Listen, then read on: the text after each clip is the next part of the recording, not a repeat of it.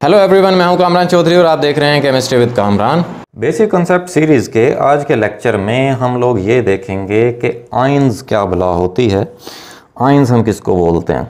ठीक है, ये ख़ास तौर पर लेक्चर है हमारे जूनियर स्टूडेंट्स के लिए, प्री 9th या 9th के स्टूडेंट्स के लिए।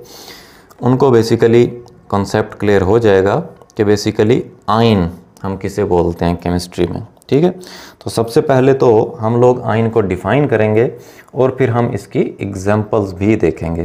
ठीक हो गया, तो सबसे पहले हम लोग आयंस को डिफ़ाइन कर लेते हैं कि आयन बेसिकली होता क्या है। तो आयन को कुछ आप इस तरह से डिफ़ाइन करते हैं कि आयन इज़ एन एटम और ग्रुप ऑफ एटम्स। एक एटम भी हो सकता है और एक से ज़्यादा एटम्स भी हो सकते हैं। हैविंग ए चार्ज, जिन पर चार्ज होता है। ठीक है, अब चार्ज दो तरह का होता है, एक होता है पॉजिटिव चार्ज और एक होता है नेगेटिव चार्ज। ठीक हो गया।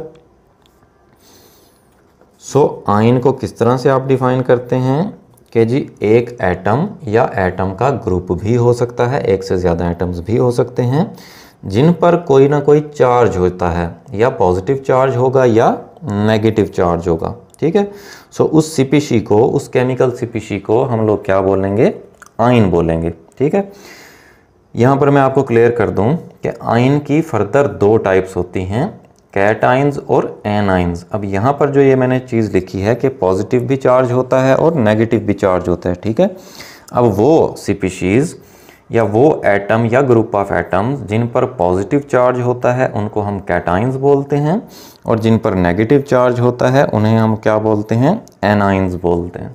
ठीक हो गया। अब हम आ जाते हैं आयंस की कुछ एग्जाम्पल्स की तरफ। अब हम सबसे पहले देख लेते हैं वो आयंस जिन पर नेगेटिव चार्ज होता है। ठीक है, जैसे देखें क्लोरीन, क्लोरीन पर नेगेटिव चार्ज होता है। ठीक है, नेगेटिव चार्ज क्यों आता है, जब कोई एटम इलेक्ट्रॉन्स गेन करता है तब उस पर नेगेटिव चार्ज आता है, क्योंकि इलेक्ट्रॉन जो एक फंडामेंटल पार्टिकल है एटम का, उस पर नेगेटिव चार्ज होता है। ठीक है, अब एक नेगेटिव चार्ज का मतलब ये है कि क्लोरीन ने एक इलेक्ट्रॉन गेन किया हुआ है। इसी तरह से ऑक्सीजन जो होता है वो दो इलेक्ट्रॉन गेन करता है, तो उस पर कितना चार्ज आ जाएगा, -2 चार्ज आ जाएगा। तो ये तो आपने देख लिए एटम्स जो कि इलेक्ट्रॉन्स गेन करते हैं और उन पर नेगेटिव चार्ज आता है।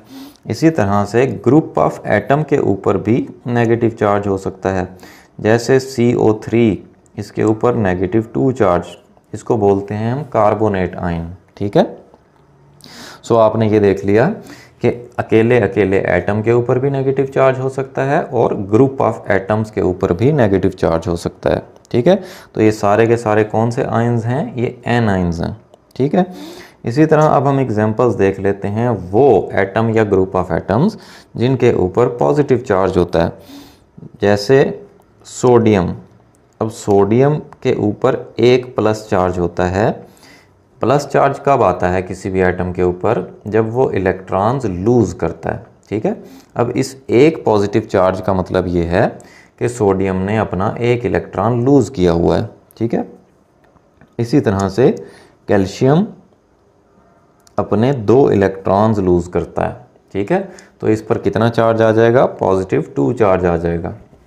इसी तरह से ये हमने देख लिए एटम्स जिनके ऊपर पॉजिटिव चार्ज है। इसी तरह ग्रुप ऑफ एटम्स के ऊपर भी पॉजिटिव चार्ज हो सकता है, जैसे NH4, इसको बोलते हैं हम अमोनियम आयन। इसके ऊपर कौन सा चार्ज होता है, प्लस चार्ज होता है।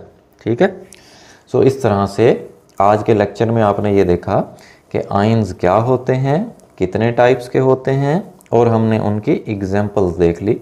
अगर आपको फिर भी कहीं पे गड़बड़ होती है, कोई चीज़ समझ नहीं आती, देन आप नीचे कमेंट सेक्शन में मुझसे पूछ सकते हैं या मुझे पर्सनल ईमेल भी कर सकते हैं।